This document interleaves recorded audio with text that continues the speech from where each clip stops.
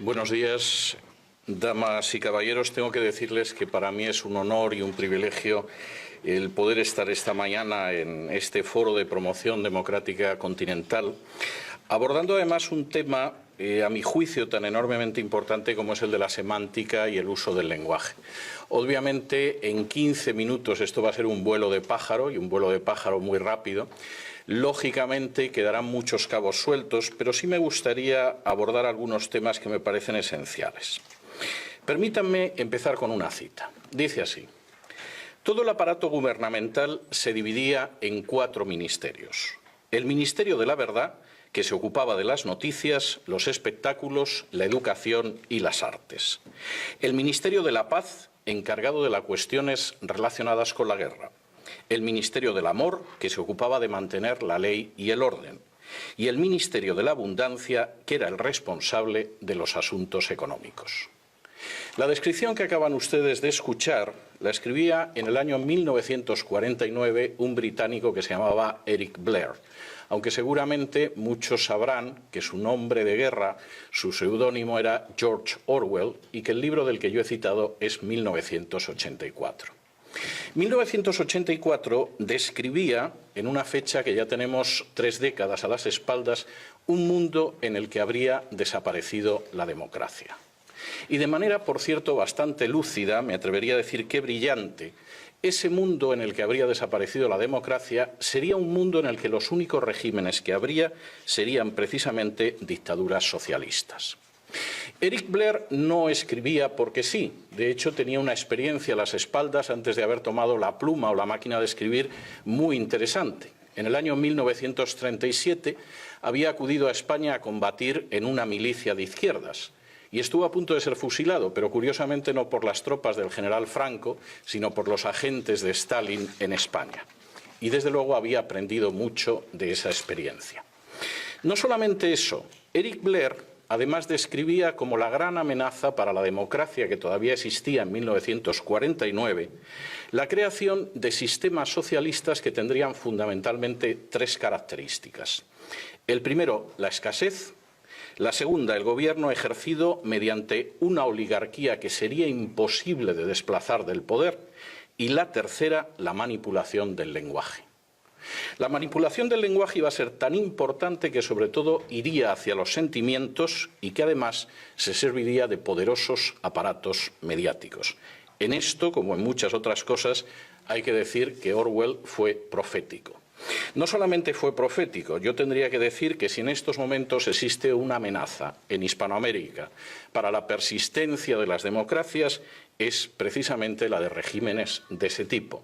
Regímenes de carácter socialista, en los que abunda la escasez económica, en la que el gobierno está formado por una oligarquía que no tiene la menor intención de verse desplazada del poder y en el que se utiliza una forma de lenguaje, el double talk que decía Orwell, ese lenguaje doble que únicamente es la mentira.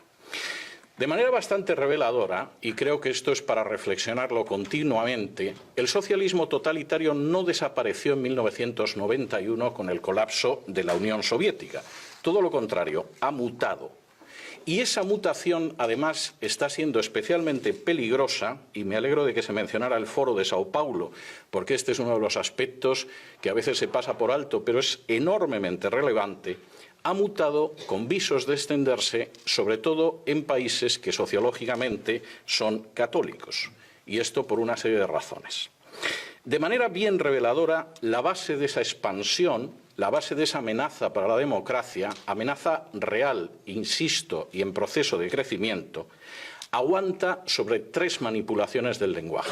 Y son 3 manipulaciones del lenguaje absolutamente orwellianas. La primera, la guerra es la paz.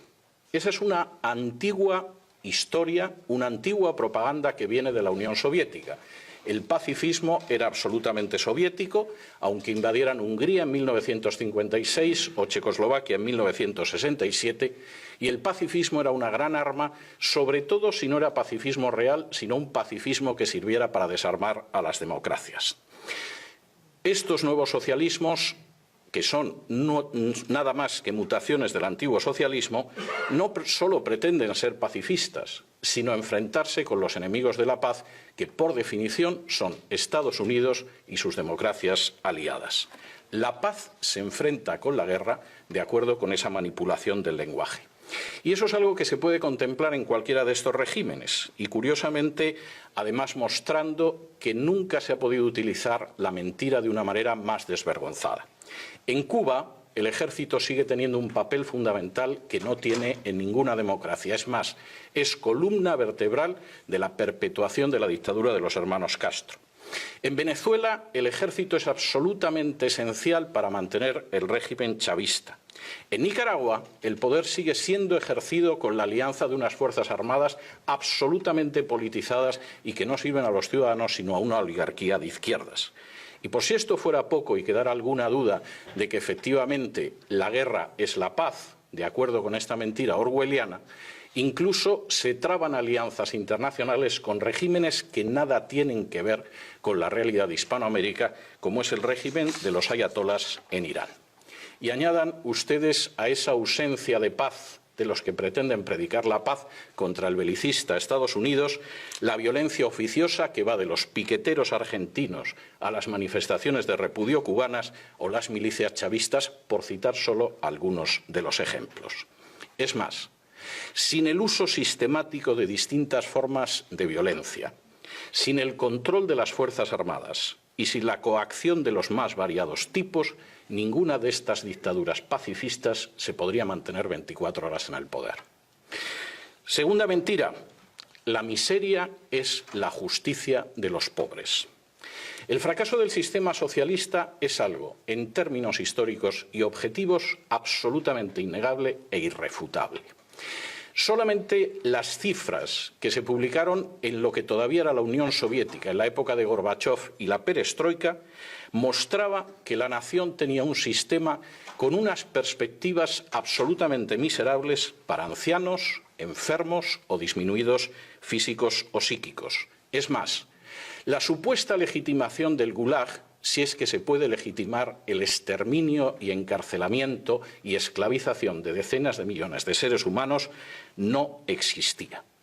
Y eso sucedía en una nación que tenía ingentes materias primas, posiblemente el país más rico del globo en materias primas, un sistema educativo de elevadísimo nivel y cuadros disciplinados y preparados. Asuman ese mismo sistema en naciones como Cuba, Bolivia, Venezuela, Ecuador, Nicaragua o Argentina, que ni tiene esa riqueza, ni esos cuadros, ni ese sistema educativo, y a nadie le sorprenderá la miseria. Pero el recurso a la mentira resulta obligado para disfrazar la miseria y la mala gestión de justicia para los pobres. Los ejemplos son muchos, no me puedo detener en todos ellos, pero, por ejemplo, es la insistencia en culpar de todos los males económicos de las naciones de Hispanoamérica al régimen capitalista, cuando es muy dudable que en la mayor parte de Hispanoamérica, con las excepciones y los matices que ustedes quieran, haya habido jamás un régimen capitalista. Si por régimen capitalista entendemos el libre mercado, la libre competencia y la justicia independiente.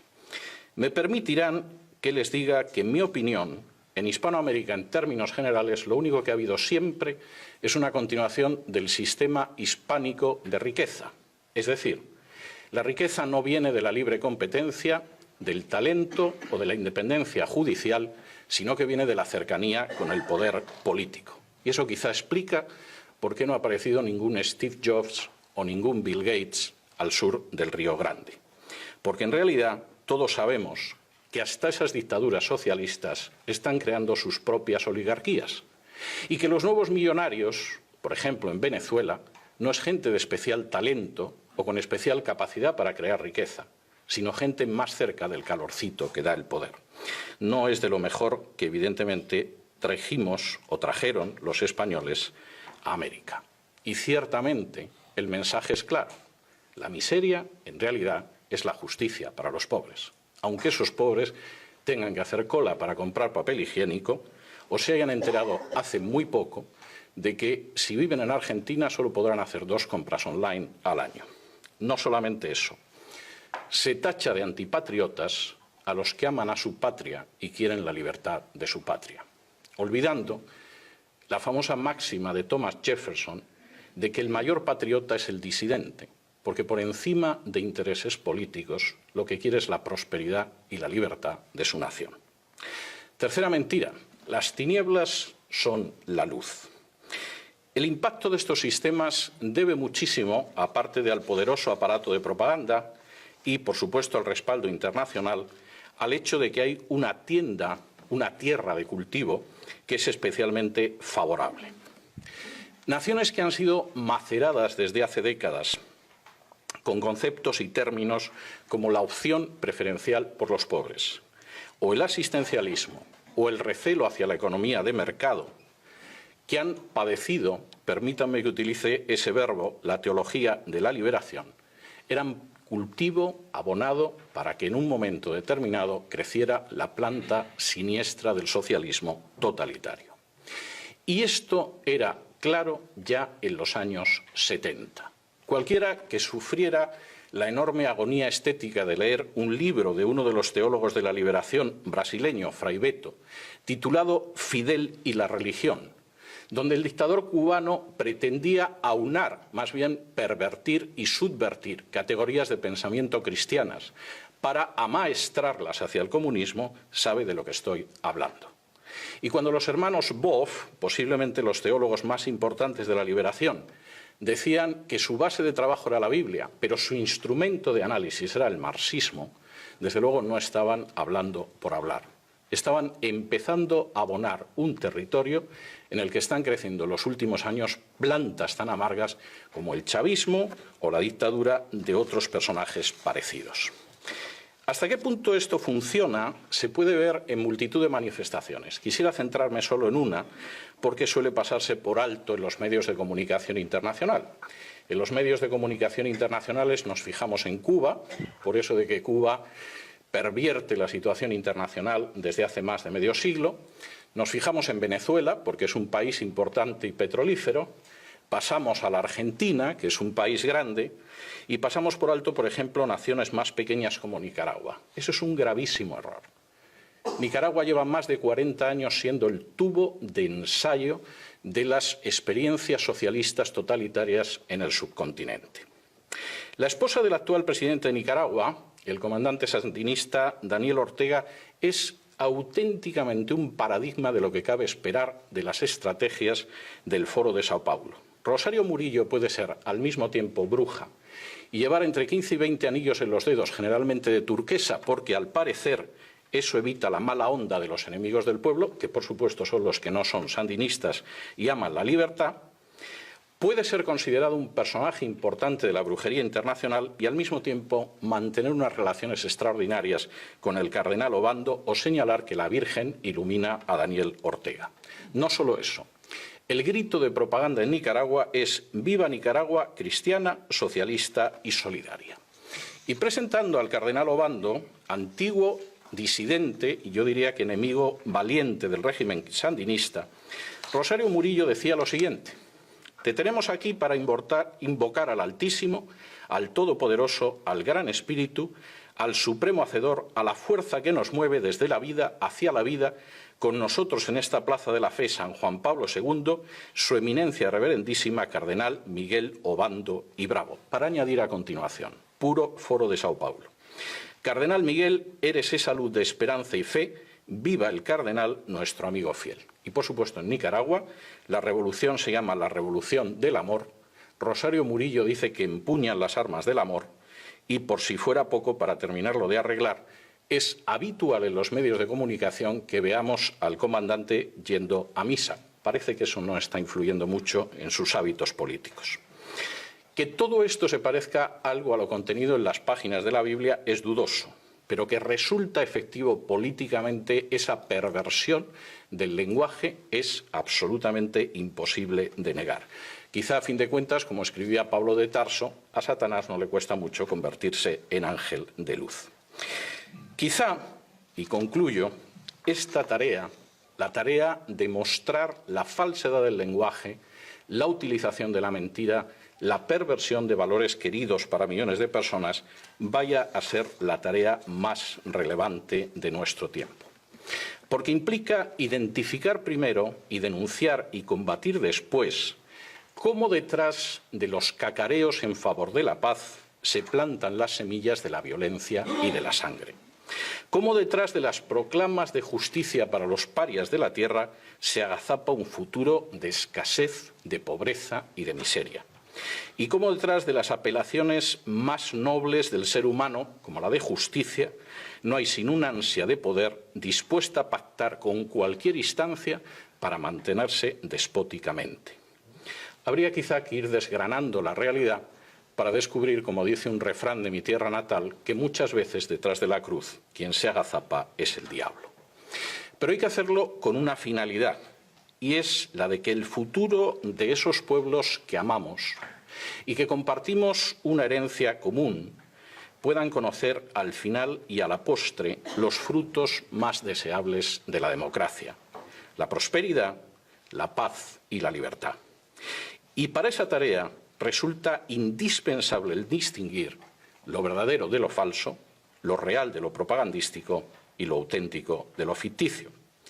Habrá que asumir, como decía una de las personas que me ha precedido en el uso de la palabra, que al final existe una enorme carga de realidad en esa máxima de Jesús que afirmaba: conoceréis la verdad y la verdad os hará libres, porque si os dejáis llevar por la mentira, solo podréis aspirar a ser esclavos.